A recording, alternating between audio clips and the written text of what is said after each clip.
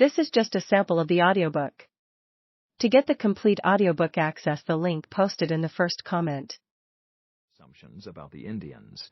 This story, which continues to be told, has been held responsible for the diminished importance of Jamestown itself in American popular consciousness. A comprehensive textbook survey concluded that textbooks downplay Jamestown because it was a disaster. To call Jamestown a failure, let alone a disaster, is to oversimplify. Even the scanty documents, with their record of the colony's important firsts, its periods of thriving, and the energy and intelligence unceasingly invested in it, hint at a more complex story. The assertion of the textbook survey is correct to this extent, however. As the complex actuality of the early Jamestown experience faded with time, the importance of Jamestown to American history faded too. Significant memories, significant truths were lost, seemingly forever.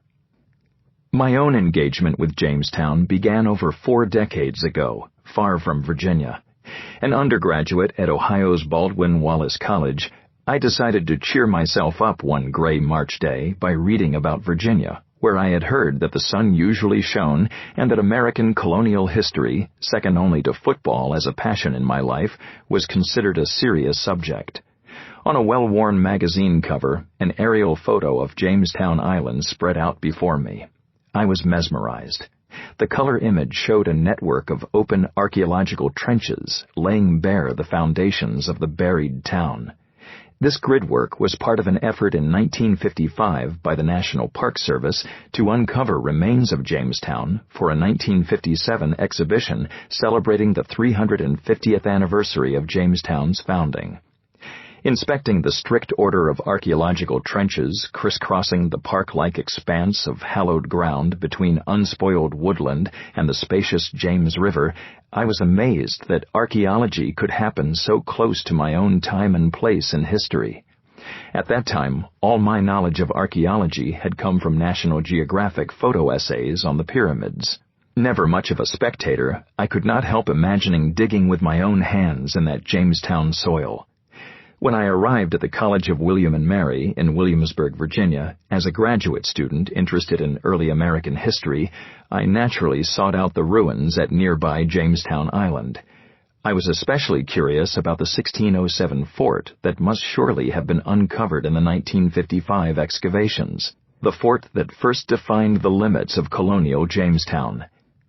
At the excavation site, owned by the Association for the Preservation of Virginia Antiquities, APVA, I saw the moss-covered church reconstructed by the APVA, statues of Pocahontas and Captain John Smith, and, in the side of the nearby earthen Civil War fort, a curious windowed exhibit. The glass protected some exposed layers of dirt in the fort bank, showing the actual soil surfaces that made up the bank, the Civil War zone, complete with lead bullets, beneath it the dark band of colonial trash, and the deepest deposit, a lighter soil containing arrow points and prehistoric Indian pottery. I was clearly seeing a layer cake of time, pre-Jamestown at the bottom, the colonial period in the middle, and the Civil War era on top. I took in the simple lessons. What is older is deeper. Artifacts tell time. The earth can be an index of American history. I asked a park ranger where the old fort site was.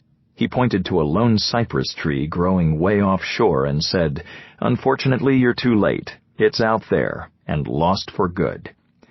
I was disappointed to hear that this historic site had been swallowed by the waters that eroded the riverbank. I was confused, too. Looking back at the dirt under the glass that said colonial, I asked again, "But what about here?" He thought for a moment and replied with a shrug of his shoulders that I took as a could be. I did not forget James Fort in the ensuing years when I became an archaeologist specializing in the British colonial America period, learning with my colleagues about that often forgotten American century, the 1600s. Most of our work focused on rescuing farm sites along the James River, which were being rediscovered by real estate developers and resettled by retirees.